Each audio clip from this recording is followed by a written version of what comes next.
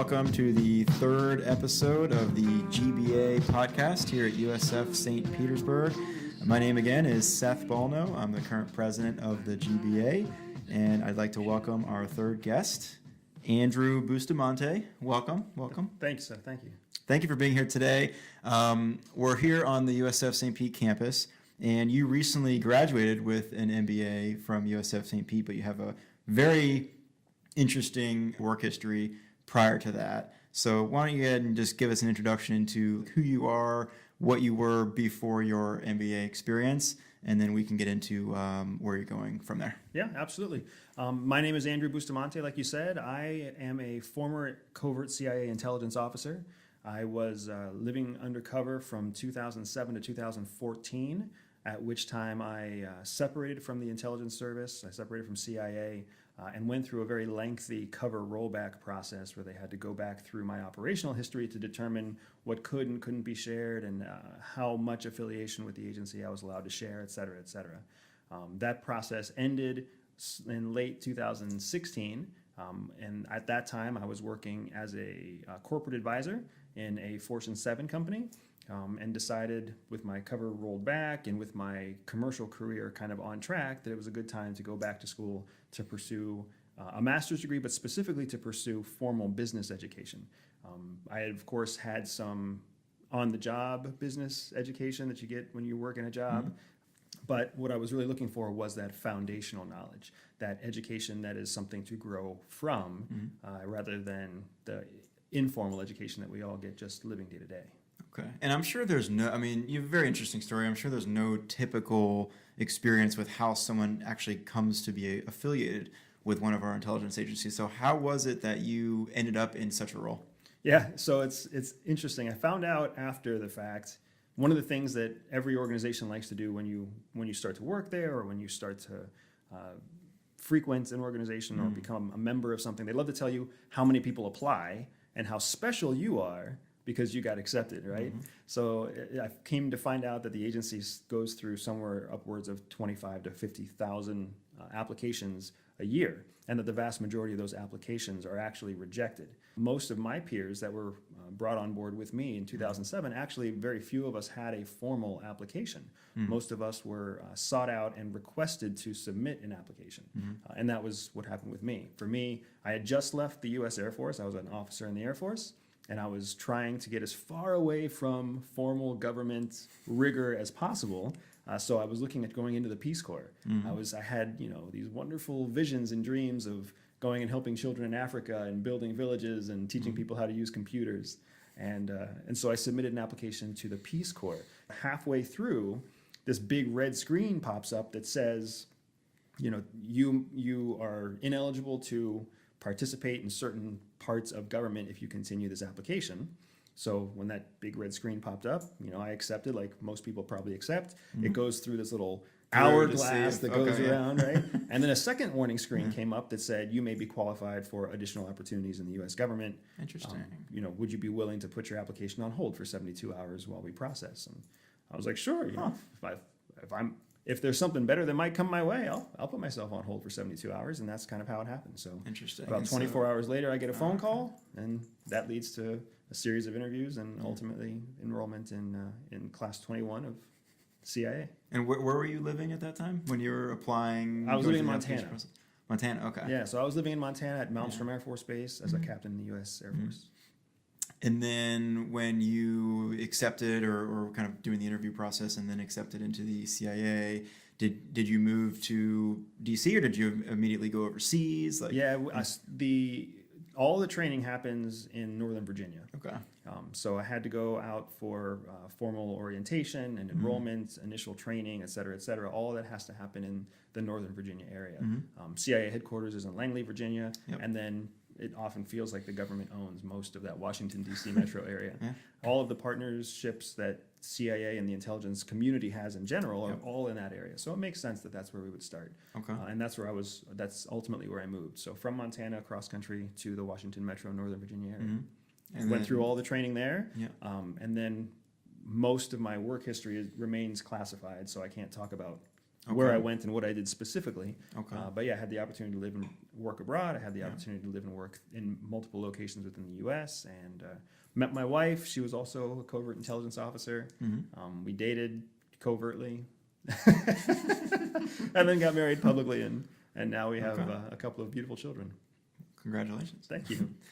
So you served your time in the CAA, and then eventually you made your way back to what we would call the real world, what we all kind of come to know. How was that transition from working in such an institution to going back into the commercial workforce? Yeah, that was an interesting and difficult transition. It was difficult for me and it was difficult for my wife. And since leaving, we've actually been able to maintain certain relationships with peers who left before or after us, Okay. and even some peers who remain on the inside now, still living undercover. And you know, what the common thread is when you leave a government service like that to transition into, like what you said, the real world. There's nothing that the agency does to prepare you for that, and it makes sense. The agency has put so much investment into you. They don't want to transition you out. They don't want to offer help. They don't want to incentivize you to leave. Sure. So if anything, the more difficult it is to leave, the better it is for them. And really, what I've come to find out upon reflecting on my own work history is that, you know, every advantage counts. Every foot up, every step forward, every little bit of leverage you can get really matters in the long run. And the agency, just like anything else, is still a business, right? It's just a government business. So there's no reason for them to help make that transition happen. So there's no training for you. So when you make the decision to leave, you are essentially on your own. And that's something that we've all had in common. Many of my peers who are still within the agency, what keeps them from leaving is that they don't know what to do or how to do it. And many of my peers who have left the agency, we have all had a very shared set of experiences in how do we rediscover ourselves? Yeah. How do we present ourselves when most of what we talk about we can't say, and nobody wants to validate what we did or didn't do in the past. Yep. And at all times, we're under a lifetime non-disclosure. So if we say too much, Yeah. Big Brother might come knocking on our door. Okay. I mean, in that respect, what do you think the most important role is of our intelligence agencies in the United States? Everybody has a preconceived notion about what intelligence is. Yeah. Some people think it's assassination. Some people think it's spying on your cell phone, right? And the media does a great job of playing to whatever their audience is. But in reality, the mission of the intelligence community is to find the truth. Every element that you can think of, whether it's business, whether it's government, whether it's individual, everybody is trying to portray a certain image or share a certain message. But what they're trying to share, what they are sharing, what they are portraying may not necessarily be factual. It may not be the objective reality. So that's where espionage comes in. Espionage serves to cut through the farce and get to what's really happening and do it in a clandestine, covert way so that you can find the truth without your opponent discovering that you have found the truth. Because if they know that you have discovered the truth, then they'll obviously redouble their security and change their messaging again to whatever fits their need. So that's what espionage is all about. It's about finding the truth, bringing it to light, and then, of course, informing decision makers to act on true information rather than to act on what is assumed to be true information. Okay. And I guess that speaks to what we were having a conversation earlier about, which is the difference between information and knowledge and actually seeking the true information so that you can attain actual knowledge. Yeah, absolutely. So it's funny, I host a podcast, and what's it called? My podcast is called the Everyday Espionage Podcast. My current brand is Everyday Espionage. It's something I've launched since graduating with my MBA. And in my first episode of the podcast, I go through this comparison of information and knowledge, because we live in a world of information, right? Information is readily available. It's all around us all the time. Information is just data. The data can be factual. The data can be not factual, right? The data can be accurate. It can be inaccurate. It can be a meaningful statistical subset, or it can be insufficient to have any meaning. But it's all information, and at its core, it's all equal. The only way to make sense of the information is to put it through an analysis process, to analyze it, to to vet it against other information that's out there. And through that process, you discover knowledge, right? It's the difference between reading a blog and reading a textbook that's been peer reviewed by other specialists in a community. Does that make sense? It does. I went through an experience where I was interviewed on television versus interviewed for a newspaper. Completely different processes through which they analyzed my information, vetted my background, confirmed my references, right? You see it everywhere once you become attuned to the difference. And the intelligence community is out there to find knowledge, because you can find information on Wikipedia, but where is the knowledge? When you're trying to discover truth to a concept or an idea that you might know little about but you'd like to know more about, what are some of the resources that you turn to that you view as being trustworthy? I mean, you mentioned books versus blogs, but what are some specific, do you look for specific individuals to hear what their opinions are? Do you look for specific resources that are groups of individuals that typically have good ideas? Like, where do you turn to? It's an excellent question, and I'm going to take it a little different direction, and I hope that you're okay with where I take it. So every person, and even my distinction between books and blogs, right? The one thing that books and blogs have in common is that they're all intentionally trying to influence your decision making. And it's the same thing with people. So the first step for me, and the first step I try to teach others, is that when you're seeking out knowledge, when you're trying to discover the truth, the first thing you have to realize is that every source of information has its own best interest at heart. Its goal is to influence your decisions, influence you to buy its brand, influence you to think a certain way, influence you to tune into the next episode, whatever it might be, right? Subscribe to my blog, subscribe to the GBA podcast. We all have a purpose, right? And we're all seeking to be influential. So when you are on the receiving end of the information, you have to recognize first that everything around you is trying to influence you to believe that what they have to say is the truth. You start to cross-reference, and you start to vet, and you start to multi-source whatever information you're being exposed to. So let's take Wikipedia, for example, right? So Wikipedia is a peer-reviewed, peer-consolidated, free information source. You have no idea who those peers are. They're not professionally vetted. They're just out there. So there's free information for you. Now, if you cross-reference information from Wikipedia against a published encyclopedia that's been approved by Smithsonian, for example, now you're actually referencing two different pieces of information that probably did not corroborate together to build their information source. Where are they saying the same thing? Where are they saying something different? Where they're saying something that is the same, there's a good chance that is closer to knowledge than it is to influence, right? Than just raw information. But that's only two sources. You bring in a third source, right? Maybe this is where you bring in a blog, or maybe this is where you bring in a textbook that's published overseas. One of the things that we had the luxury of doing at the agency, that the agency taught me, was to leverage foreign news sources, right? Al Jazeera is a foreign news source that's a completely different perspective, a completely different angle, a completely different intent than what you find with the Washington Post. BBC, it's the same story, right? And that's just English printed newspaper. Now, if you were to have a source of information from Egypt, a source of information from Latin America, a source of information from Washington, D.C., you cross-reference them all together, where they say the same thing, there's a good chance that's knowledge. Where they say something different, there's a good chance that's spin. That's them just trying to influence their audience. So there's no short answer to who I trust, except that I trust no one, right? But what I will say is, if you can learn to treat information as a commodity and recognize that knowledge is the real resource, right? Then you'll pressure test anything someone says to you. You'll run it out, and you'll vet it for yourself, and then take knowledge from something that other people might just trust as knowledge.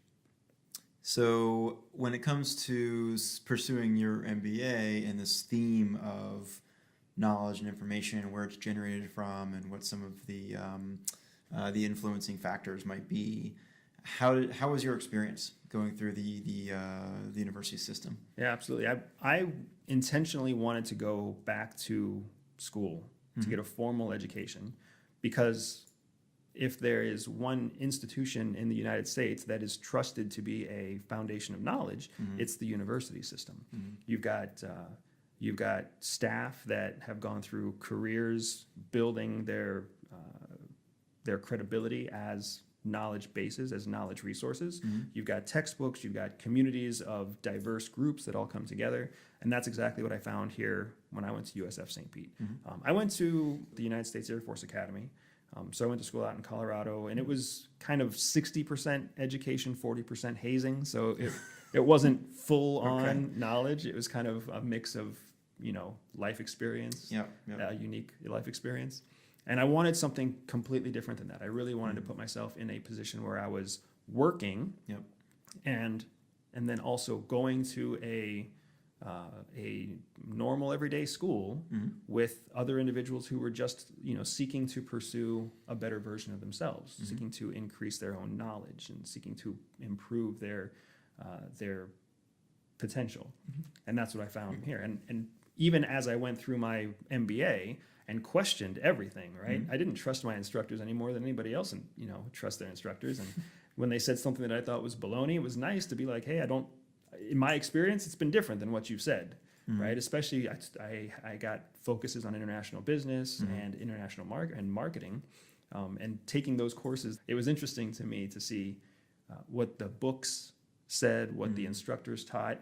We've all had the experience where the instructor says that what they're teaching is different than what's in the book, right? How does that exist? So that's all academia, and I understand that that's how it works for teachers. But yeah, that was the experience I was seeking. How does academic rigor compare to professional life, and how does it all contrast against my own life experience, and how do I leverage that to grow? So living overseas and doing some of the work that you've done, how do you think the U.S. stacks up against the rest of the world in this search for true knowledge? Oh man, it's I would love to have a really positive answer here, but I think I'm just going to stick with a true answer. My passion. There's a lot of influencing factors that go into this. Correct. Yeah. My passion is education. And if there's anything I've learned serving, it's that the intelligence communities, they pursue knowledge. They pursue the truth. And they do it by disrupting, destroying, and degrading foreign influence, right? But everything boils down to those three concepts. You're either degrading, destroying, or disrupting. You're never improving.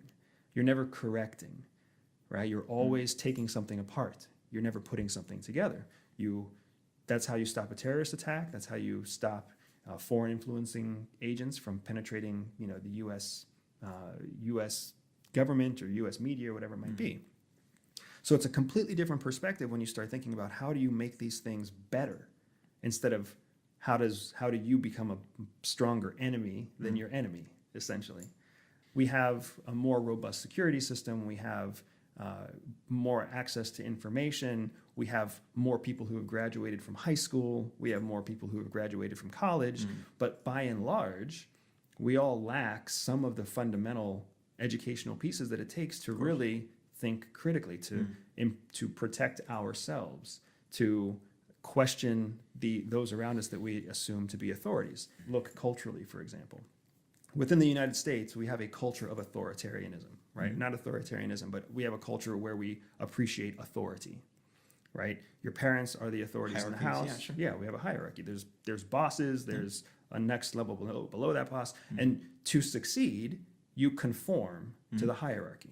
You do your time, you move on, right? That's a very rigorous structure. Culturally, that's what we believe to be true. We don't question that at all. But that doesn't exist in many other parts of the world. In many other parts of the world, you are the strongest survive. Those with the best connections survive, right? How do you become royalty in Great Britain? You're born into it, right? How do you become royalty in the United States? Essentially, you make a YouTube channel with 5 million subscribers, and you're essentially royalty. But there's completely different cultural mindsets. So yeah, when you put all of that together, what you start to see is that we are different, but whether or not we're doing it better or worse, I would argue that we have so much information and so few ways of cutting through that information. We are potentially paralyzed in our analysis of the information to the same extent that some people would be, or some countries are, when they have no information at all. Do you think that the United States and our pursuit of prosperity and security takes precedence over the truth of information? That's another interesting question.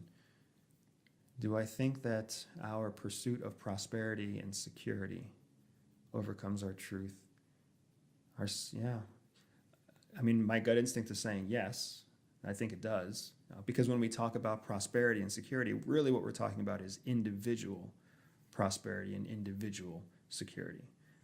I know that we have two parties, and I know that our two parties tout lines where we want to talk about, whether we're progressive or whether we're conservative, whether we believe in society or whether we believe in big business. But when it boils down to it, behaviorally, how many, far-right liberals do you know who still use paper towels and, don't actually recycle everything?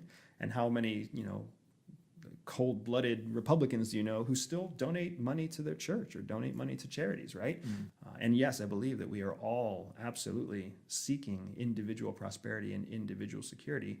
The extent to which we're willing to sacrifice somebody else's security and prosperity for that end goal is an individual decision as well. But both of those things, I think, are at the forefront of people's mind more than, am I gaining knowledge or am I gaining information? Yeah, I think those are very valuable things to ascribe to, which is prosperity and security, but at the expense of truth would be the thing that I would be concerned about. Correct. It almost gets in the way of truth seeking. And here's my argument, right? My argument is there's nothing wrong with pursuing security and success, right? Right. If you're gambling on information that may or may not be true knowledge in your pursuit of success, how wise is that investment of your time and your energy? Whereas if you start everything from knowledge, if you start everything from a base of education, and you know for a fact this is the truth, or I have a high confidence, a high level of certainty that this is the truth, and then you put in your time and your energy, now that prosperity is even more certain, right? It's more attainable. And I feel like you see that, especially with a generation above us. I'm almost 40. I look to my parents as the generation preceding me, even though I recognize that there's Gen Xers and baby boomers and baby boomer twos or whatever else. But when I look to my parents very much believe that you towed the party line, you towed the business line, did your time, and you would succeed. But that wasn't true. Right? How many people do we know where our parents worked, or maybe an uncle worked, their family worked for 38 years, didn't get a pension, or they worked for 24 years and got laid off, right? They did whatever. They did what they were told to do, and the system failed them in the end, right? And now you see, as a backlash to that, you see a current generation that shows no loyalty to a company at all. All of their loyalty is to themselves, and because of that, they suffer to ever build a meaningful resume that allows them to demonstrate the credibility and the stick-to-itiveness to have a company hire them and promote them to a level of influence. So it's this really interesting dichotomy, I find, where we're struggling on both ends. Yeah, the generational changes can bring about much different approaches to a lot of these problems. Right, and neither is necessarily right or wrong, right? Again, we're talking about two different sources of information. It's a living organism. Correct. So we have to ebb and flow through the times. Correct. So if either one of them were to stop for a moment, stop doing what they have allow themselves to be programmed to do, and if they were to start thinking in terms of education and knowledge, what works, what has worked for previous generations, what continues to work for my generation, that's what I'm going to do, right? That's where I'm going to work. You would realize, like, there's nothing wrong with showing loyalty to a company. Show loyalty to the right kind of company, right? And there's nothing wrong with working for 24 years for 2 companies or 3 companies, but make the change when it's advantageous to you.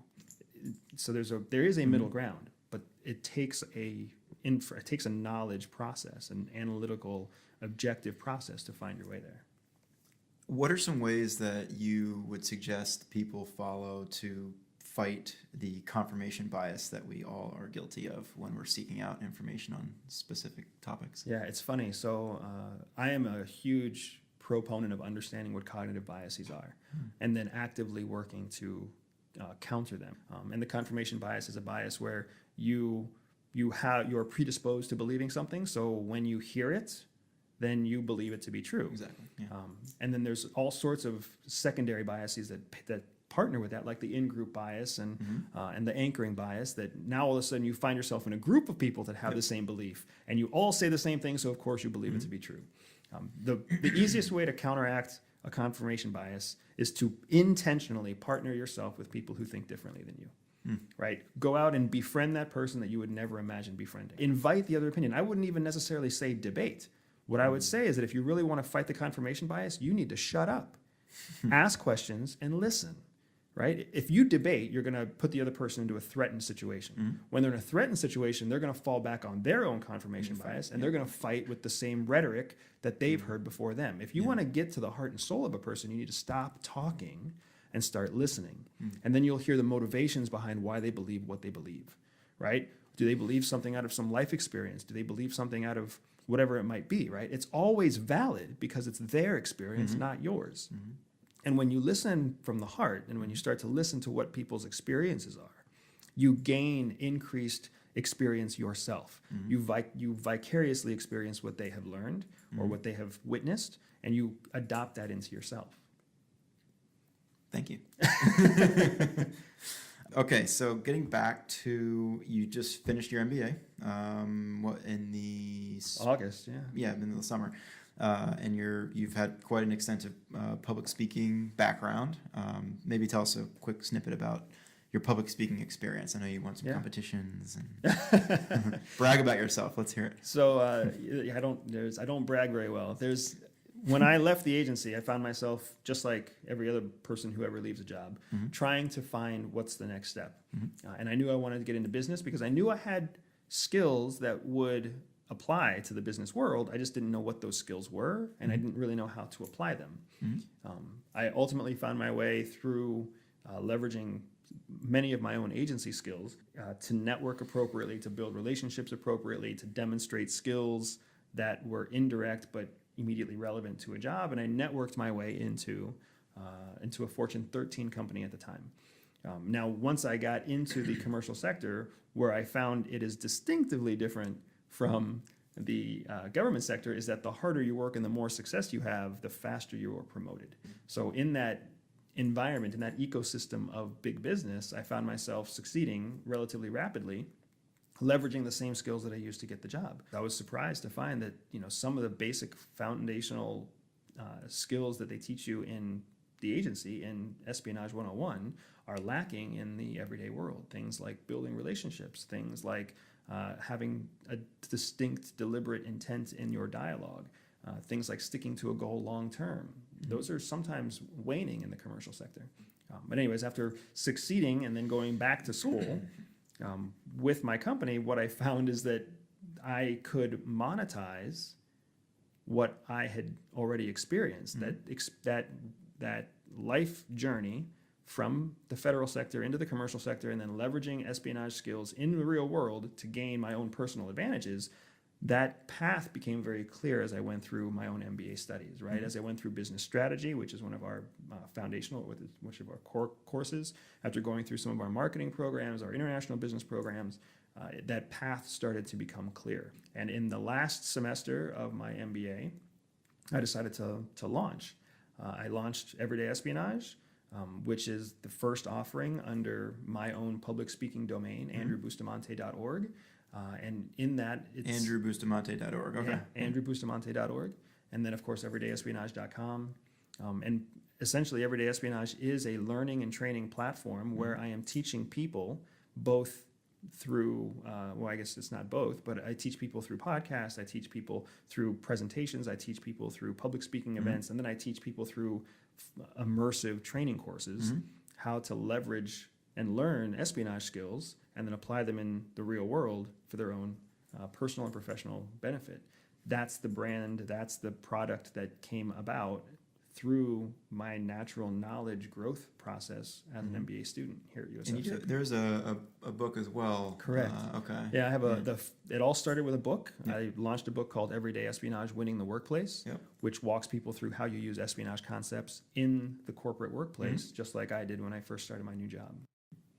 That's great. And so tell us about what you're looking forward to? What's the next 12, 24 months? I know you have a fun plan ahead of you here. Yeah, absolutely. I just launched my family on a national tour.